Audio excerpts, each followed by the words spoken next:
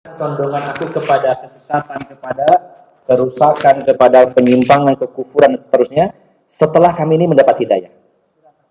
Nah, ini saya tidak hafal, gampang saya cari ya. Saya mohon maaf tidak tahu surat apa ayat berapa. Bisa diketik di Quran digital ya, atau juga di browsing tinggal ngetik la tuzigh qulubana nanti. Mohon maaf saya juga tidak 100% hafal, ada lupanya ya. Jadi yang pertama Rabbana la tuzigh qulubana, atau nanti biasanya saya sering WA sama Abang Mustahil ini, nanti saya kirimkan ya. Kalau lupa saya carikan gitu insyaallah. Rabbana la tuzigh qulubana ba'da idh hadaitana wa hab lana min ladunka rahmah innaka antal wahhab. Nah, yang dari hadis Nabi yaitu ada beberapa redaksi, salah satunya berbunyi Allahumma ya muqallibal qulubi wal absar tsabbit qulubana ala dinik, ya musarrifal qulub sarrif qulubana ala taatik. Wahai zat yang maha membolak-balikan hati dan pandangan mata, teguhkanlah hati kami di atas agamamu, dan wahai yang maha memalingkan hati, palingkanlah hati kami untuk taat kepadamu. Nah, yang ketiga ini yang diajarkan oleh para ulama, memang tidak terdapat dalam Al-Quran, dalam hadis, tapi isinya sama dengan kedua dalil tadi, itu dengan mengucapkan Allahumma anta rabbuna farzuqnal istiqomah. Ini sebagaimana firman Allah, innal ladzina qalu rabbunallahu tsumma istaqamu.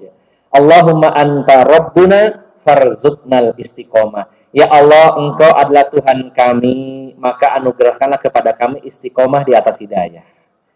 Ini sebagian kecil dari doa yang bagus sekali kita rutinkan agar Allah menjaga kita di atas hidayah sampai meninggal dunia. Okay? Jadi pertanyaan pertama, apakah ada bacaannya tadi? Enggak. Rabbana la tuzigh qulubana ba'da idh hadaitana dan seterusnya. Allahumma ya muqallibal qulub dan seterusnya. Allahumma anta rabbuna farzuqnal istiqomah. Ini yang pertama. Yang kedua, bagaimana caranya memilih guru yang benar dan baik? Karena pada hari ini banyak sekali penyimpangan-penyimpangan dan itu dipromosikan oleh para dai-dai juga ya sebenarnya. Nah, Bapak Ibu jamaah sekalian yang dimuliakan Allah Subhanahu wa taala, dua senjata iblis yang terampuh. Yang pertama syubhat, yang kedua syahwat. Nah, saya ulangi, dua senjata terampuh iblis adalah syubhat dan syahwat. Syubhat ini adalah kebatilan yang dikemas, dibungkus al-haq. Sebenarnya kesalahan, kekafiran, kekufuran ya, kemudian kesyirikan, kemudian kemaksiatan, tapi dikemas seolah-olah baik. Nah, yang kedua syahwat, ya. Syahwat ini adalah ya hasrat jiwa, ya keinginan jiwa terutama kepada maksiat. Nah, maka dua senjata ampuh iblis ini penangkalnya juga dua. Syubhat akan dikalahkan oleh al-ilmu wal yakin, ilmu dan keyakinan. Syahwat akan dikalahkan dengan as-sabr, dengan kesabaran. Jadi kalau kita ingin menangkal segala bentuk syubhat dan syahwat, harus berilmu dan sabar. Nah, kalau syahwat, seandainya kita ini termasuk orang yang terhindar dari mengikuti syahwat, karena kita rajin ke masjid, rajin ngaji, yang sering menimpa orang-orang yang rajin ngaji adalah syubhat. Karena dia punya semangat ingin belajar, karena ada semangat ingin mengikuti, sehingga ketika ada orang menawarkan sesuatu karena namanya semangat, akhirnya gampang terjebak. Jadi yang dijebak iblis dan syaitan itu bukan hanya orang yang ahli maksiat memperturutkan syahwatnya saja. Orang-orang yang semangat dalam agama pun akan dijebak dengan syubhat. Karena dia punya semangat. Nah, sekarang yang ngikutin para kiai, para ustadz yang menyimpang itu juga orang-orang yang agamis sebenarnya ya. Bukan orang-orang yang orang-orang jalanan begitu. Kan orangnya juga orang masjid dan ngaji juga. Tapi disitulah pinternya iblis menanamkan syubhat. Seolah-olah ini kebaikan padahal keburukan. Seolah-olah ini kebenaran padahal kebatilan. Seolah-olah ini tauhid padahal kesyirikan. Nah, maka bagaimana caranya agar terhindar dari semua itu? Bapak Ibu jamaah sekalian, pastikan kita menimba ilmu dari seseorang, apakah itu kiai, gus, ustadz, dan lain-lainnya. Pastikan bahwa apa yang disampaikannya itu harus jelas dalil-dalilnya. Mana ayatnya, mana hadisnya. Karena jika keluar dari dua hal tersebut, sangat mungkin rentan itu dari hawa nafsunya, dari perasaannya, dari pendapatnya. Ya.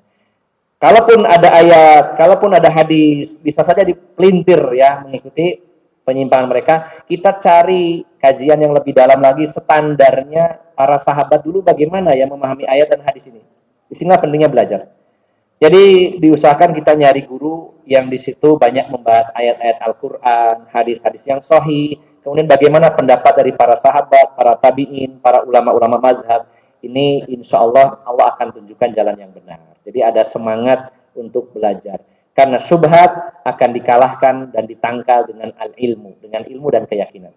Dan syahwat akan bisa ditangkal dengan kesabaran. Ini yang kedua. Yang ketiga, pertanyaannya tentang waris. Ya, karena sudah mungkin sangat urgent ya, sangat mendesak ditanyakan, walaupun tadi disampaikan Nusewo di luar forum, di luar tema, saya jawab saja tidak apa-apa ini untuk saat ini ya. Nanti selebihnya bisa menghubungi panitia, biar nanti diteruskan ke saya, atau juga bisa langsung bertanya ke saya, hanya saja kadang-kadang slow respon, kadang lagi di jalan, kadang lagi di pasar, lagi masak, bantu istri dan sebagainya. Okay? Jadi kalaupun telat menjawabnya, insya Allah akan tetap saya jawab, insya Allah. Bila itu memang berkaitan dengan masalah agama. Nah, berkaitan dengan waris, ya, bisa kita lihat juga dalam Al-Quran, diantaranya dalam surat An-Nisa ayat 11, kalau tidak salah insya Allah ya. An-Nisa 11, 12, nah, itu ada ayat tentang waris. Namun pada intinya begini, suami istri, ini bicaranya poinnya ke suami dan istri ya, karena yang ditanya tadi tentang suami istri. Kalau yang meninggal istri dan tidak punya anak, maka suami dapat 50%, separuh harta istri. Ya. Kalau yang meninggal istri dan tidak punya anak sama sekali, maka suami berhak mendapatkan warisan yaitu 50% alias separuh dari harta istri. Nah, selebihnya kemana? Kalau istri ini masih punya orang tua, ibu bapak dapat 1/6 orang tuanya. Kalau punya saudara, dapat saudaranya sisa dari itu tadi. Satu ya. Kalau yang meninggalnya suami, nggak punya anak, istri dapat 1/4. Separuhnya yang laki-laki tadi, 1/4. Sisanya kemana? Orang tua kalau ada, kalau nggak ada ke saudaranya suami jatuhnya. Nah, kemudian kalau punya anak, ini juga dirinci. Punya anak yang meninggal ibunya ya, istri, punya anak di situ. Anaknya berapa? Kalau di situ anaknya perempuan cuma satu, maka si anak perempuan ini dapat separuh, nisfu ma tarok. Ya. Anak perempuan satu orang dapat separuh. Satu atau dua anak perempuan, dua-duanya perempuan, nggak ada anak laki-lakinya. Jadi suaminya separuh, dua anak perempuannya separuh. Saudara tidak dapat. Terhalang ada anak perempuan. Ya. Tapi kalau hanya anak perempuan saja, kemudian lebih dari 2, yaitu 3, 4, 5, 6, maka itu 2/3 dapatnya. Ada hitungannya. Jadi kalau dirinci banyak ini. Nah, kalau ada anak laki-laki, inilah kuncinya. Anak laki-laki itu jadi segel. Kalau suami istri punya anak laki-laki, apakah dia laki-laki 1 orang, 2 orang, atau perempuan ada laki-lakinya 1 saja, maka saudara dari yang meninggal nggak dapat, terkunci dengan adanya anak laki-laki ini. Ya. Jadi kalau suami istri, yang istrinya meninggal punya anak 3, perempuan 2, laki-laki 1, maka udah terkuncinya di anak-anak ini. Dan juga suaminya, tidak lepas kepada saudaranya. Saudara ini dapat kalau yang meninggal itu ya tidak punya anak, ya tidak punya anak sama sekali, maka larinya kepada suami dan kepada anak. Atau mungkin yang mendapat warisannya tidak ada, suaminya sudah nggak ada juga, maka jatuhnya kepada yang lain, kepada saudara. Sampai mentok nanti ketika nggak ada lagi, barulah masuk ke Baitul Mal, milik negara. Begitu. Jadi ini hanya global saja, nggak, pertanyaannya. Intinya adalah kalau saudara itu lapis kedua ketika tidak ada anak. Kalau ada anak, nah dirinci di situ. Kurang lebihnya begitu, gitu. Tapi lebih detailnya memang harus panjang, rinciannya banyak. Setiap rumah tangga beda-beda jumlah anaknya, siapa saja kerabatnya. Dan itu insya Allah juga ada aplikasi, saya nggak punya tapi ya, istri di rumah biasa menggunakannya. Ada aplikasi waris, jadi tinggal ngisikan di situ yang ada siapa saja, yang meninggal siapa, punya suami enggak, punya istri enggak, ada. Nanti klik-klik semuanya ada bagiannya. Nah, sekarang sudah canggih, jadi ada aplikasi. Kalau ingin lebih detail lagi bisa menanyakannya mungkin ke petugas yang ngurusi waris itu kalau di negara apa ya Pak?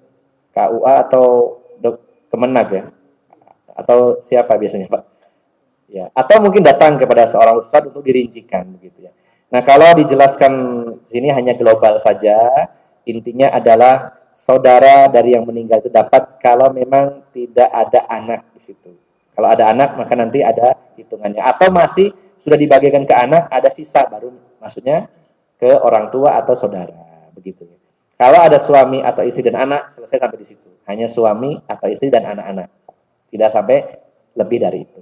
Oke, demikian ya, wallahu a'lam bishawab. Terima kasih Ustaz. Untuk selanjutnya kesempatan saya berikan kepada bapak-bapak untuk menyampaikan pertanyaan atau sesuatu yang perlu disampaikan, khususnya sesuatu yang terkait dengan tema. Monggo bapak-bapak, wonten? Wonten? Oh, Pak Tahid, nggih mau Pak Tahid. Assalamualaikum warahmatullahi wabarakatuh. Waalaikumsalam warahmatullahi wabarakatuh. Ustadz, hidayah itu hanya Allah yang bisa memberi. Namun hidayah itu kan harus dicari. Tadi dikatakan ternyata dicari di situ melalui ilmu pengetahuan. Namun ilmu pengetahuan itu pun kadang-kadang tidak bisa memberi hidayah. Ilmu pengetahuan yang saya maksud adalah pengajian. Jadi majelis ilmu pengajian. Nah, kalau sudah seperti itu, lantas bagaimana agar kita itu kan bukan ustadz, agar bisa gampangnya apa ya, memberitahu orang di sekitar kita agar bisa dapat hidayah. Terima kasih. Wassalamualaikum warahmatullahi wabarakatuh. Waalaikumsalam warahmatullahi wabarakatuh. Yang pertama, secara sebab kita bisa ya. Artinya hidayah itu dari Allah, pemberian Allah. Namun kita juga bisa menjadi agen atau menjadi sebab seseorang dapat hidayah dari Allah karena sebab kita. Makanya ketika Rasulullah SAW dalam peristiwa perang Khaybar, ya, di malam harinya, setelah mengepung lama sekali benteng Khaybar ini tidak bisa ditaklukkan karena persenjataannya lengkap, personilnya banyak, dan ahli perang semua orang-orang Yahudi di Khaybar itu. Sampai hanya tiba satu malam, Rasulullah bersabda, besok saya akan berikan bendera panji Islam kepada seseorang yang mencintai Allah dan Rasulnya, dan juga dia itu dicintai Allah dan Rasulnya, dan dengan sebab dia Islam akan diberi kemenangan dalam peristiwa perang Khaybar ini. Jadi besok saya akan berikan bendera ini kepada seseorang tadi. Maka besoknya dicari Rasulullah, nggak kelihatan. Para sahabat sudah gelibet di situ, pinginnya dapat jatuh pidanya Rasulullah itu kepada mereka ya. Ternyata yang dicari oleh Rasulullah adalah Ali bin Abi Thalib. Nah, singkatnya setelah didatangkan di hadapan Rasulullah karena sakit matanya, kemudian diruqyah oleh Rasulullah, didoakan, diludahi, tapi ludah bukan bior gitu ya, enggak. Tuh gitu ya. Terus Allah berikan kesembuhan, lalu diserahkan bendera kepada Ali bin Abi Thalib. Nah, satu pesan Nabi, salah satu yang poin intinya dalam peristiwa ini adalah beliau bersabda kepada Ali bin Abi Thalib, la an yahdiya bika rajulan wahidan khairun min humrin ni'am. Wahai Ali, jika ada seseorang mendapat hidayah dari Allah karena sebab kamu, maka pahala kamu yang menjadi sebab saja, bukan kita yang berhidayah, tapi sebab. Karena sebab kamu orang dapat hidayah, maka pahalanya lebih baik dari kendaraan termahal, yaitu unta merah waktu itu. Kalau sekarang mungkin mobil-mobil sport car ya, kayak Lamborghini gitu ya misalkan ya. Nah, itu kan ada yang harganya Lamborghini Madura itu 45M gitu ya. Jadi kalau mau pesen monggo ya, bilang sama Ibu Haja Nasuhan biar carikan Barori nanti. Ya, harganya pinten 45M ya. Ada yang lebih dari itu ya, sampai 100M ada. Nah, orang yang menjadi sebab, bahasa kita tuh jadi agen orang lain dapat hidayah karena sebab dia. Dan dia menjadi sebab itu adalah dengan hidayatul irsyad, dia menyampaikan ilmu, dia menyampaikan nasihat. Terus orang itu dapat hidayah dari Allah, bukan dari dia. Maka kita yang menjadi sebab ini dapat pahala yang sangat besar, lebih baik dari kendaraan termewah pahalanya. Nah, pertanyaan tadi adalah, karena saya bukan ustadz, nah ini juga saya luruskan bahwa belum tentu ustadz juga menjadi agen-agen hidayah orang lain, belum tentu. Bisa jadi panjenengan dengan sebab, ya apa saja, sebab mungkin omongan yang mudah dipahami daripada ustadznya, ya mungkin dengan ngobrol yang intens, orang akhirnya dapat hidayah. Tidak harus selalu ustadz. Ustadz hanya di forum saja bisa jadi ya. Sementara panjenengan ketemu di pasar, temennya ngobrol aja dapat hidayah. Temu di Tegalan, ngobrol-ngobrol dapat hidayah. Bisa jadi. Nah, bagaimana caranya supaya orang itu mendapat hidayah dari Allah? Dan ini hanya sekedar usaha dan sebab. Nah, Bapak Ibu jamaah sekalian, hidayah itu karena pemberian, sebagaimana rezeki juga harus dicari. Kalau kita yakin bahwa rezeki itu diberikan oleh Allah, tapi kan bukan berarti nunggu, diem supaya jatuh dari langit, enggak. Rezeki harus dicari. Begitu pula hidayah, bukan berarti kalau pemberian dari Allah tiba-tiba Allah kasih begitu saja, tapi ada usaha dan ada upaya yang dilakukan orang tersebut sehingga dia dapat hidayah. Salah satunya adalah ada kurang lebih 10 penghalang hidayah. Nah, ini yang harus dihilangkan dulu. Ada dalam kitab As-Sawarifu Anil Haq. Di antaranya yang saya ingat, ini ada beberapa poin yang saya lupa. Yang pertama, usaha kita agar dapat hidayah, kita maupun orang lain. Penghalang orang mendapat hidayah adalah yang pertama al-jahlu, karena kebodohan. Pasti itu. Bagaimana dia akan dapat hidayah, dia nggak ngerti. Maka kalau kita ingin dapat hidayah, harus jadikan diri kita berilmu. Termasuk orang lain, ini supaya orang yang dapat hidayah gimana ya? Ajak ngaji, atau diberitahu. Yang kedua, kalaupun orang itu tahu, wah ini kebenaran, dia berilmu, belum tentu dapat hidayah. Kenapa sebabnya, penghalangnya? Karena sombong. Nah, ini penghalang terbesarnya adalah al-jahlu, kebodohan. Yang kedua, sombong. Betapa banyak ya tokoh-tokoh dulu dalam sejarah itu yang tahu ini benar, ini yang benar, tapi karena sombong, dia menolak. Makanya al-kibru itu adalah batarul haqqi wa ghamtun nas, menolak kebenaran dan meremehkan manusia. Abu Jahal itu sebenarnya tahu bahwa Al-Quran itu benar, bahkan dia sangat benar-benar ngefans, ya, sangat suka mendengar ayat Al-Quran, sering nyuri-nyuri di dindingnya rumah Rasulullah, Abu Jahal. Tapi dia tidak masuk Islam, karena ada sebab lainnya. Ya, salah satunya adalah kesombongannya, gengsinya, dan salah satunya adalah karena faktor ekonomi, karena dia adalah produsen berhala. Nah, kalau saya masuk Islam, wah bangkrut usaha saya. Saya biasanya memproduksi Tuhan kok. Tuhannya diproduksi sama dia ya. Nah, salah satunya itu ya. Jadi pertama karena kebodohan dalam urusan agama, yang kedua karena kesombongan, yang ketiga diantaranya adalah menganggap paling benar dirinya, orang lain yang selalu salah. Ini sulit orang dapat hidayah. Kalau orang yang benar saya, beda dengan orang yang terbuka, mau dialog. Jadi kalau ketika pendapatnya berbeda dengan orang yang, ayo mas ngobrol mas, barangkali pendapat sampean lebih kuat, saya akan tak ikut. Tapi kalau saya yang lebih kuat, sampean kalau enggak. Itu yang terbuka, bukan, oh pokoknya harus bener aku. Nah itu salah. Ini akan menghalangi orang dari hidayah, karena merasa benar. Yang keempat, di antara penghalang hidayah itu adalah rusaknya pergaulan. Kalau ingin dapat hidayah, jauhkan dulu dari pergaulan yang jelek. Kemudian di antaranya ta'asub atau fanatik. Ya, fanatik ini akan menghalangi orang dapat hidayah. Fanatik itu bisa fanatik kepada suku, fanatik kepada ormas, fanatik kepada ustadz. Ini bahaya sekali. Kalau fanatiknya kepada Al-Quran, kepada sunnah, hadis Nabi SAW, itu yang benar. Ya. Tapi kalau fanatik kepada ustadz, maka ustadz juga manusia, bisa salah. Apa ciri fanatik? Fanatik itu benar salah, apa dari ustadz, tak dukung, ya, tak ikuti. Kalau dari yang lain, walaupun benar nggak mau. Nah, itu namanya fanatik. Ciri fanatik itu adalah dia tutup mata. Pokoknya dari ustadz yang aku senang, opo aja tak terima. Nih orang lain nggak peduli. Itu namanya fanatik. Orang seperti ini sulit mendapat hidayah. Tapi kalau punya prinsip, ustadz siapapun selama benar saya ikuti. Ya.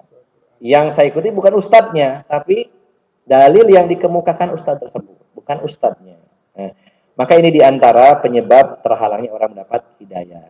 Jadi kesimpulannya Bapak Ibu jamaah sekalian, orang mendapatkan hidayah itu memang benar diberi oleh Allah, tapi ada sebab-sebabnya. Sebagaimana orang dapat rezeki, juga ada sebab-sebabnya. Harus bekerja, harus berbisnis, dan lain-lainnya. Maka diantara sebabnya adalah untuk mendapatkan hidayah, yaitu hilangkan kebodohan, kemudian hilangkan kesombongan, kemudian jangan pernah merasa benar sendiri, jangan fanatik, jangan bergaul dengan orang-orang yang buruk, dan penyebab-penyebab lainnya. Dan yang paling utama dari itu semua adalah doa kita, sebagaimana tiap hari 17 kali minimal kita meminta hidayah. Ihdinas siratal mustaqim. Jika diyakini betul dengan hati yang mantap, mudah-mudahan Allah kabulkan, benar-benar kita mendapatkan hidayah dari Allah Subhanahu wa Ta'ala. Demikian ya, kurang lebihnya mohon maaf. Sebelum ditutup dengan doa, perlu saya sampaikan kepada Bapak Ibu, barangkali yang masih punya pertanyaan, jenengan saged rawuh di pertemuan yang akan datang nggih. Insyaallah wajana sukan itu tambah seneng ngoten. Neng griya niki kuwata sing rawuh dalam hal pengawasan ngoten bukan nggih. Lho nggih ya. Selanjutnya Ustaz mohon ditutup dengan doa penutup.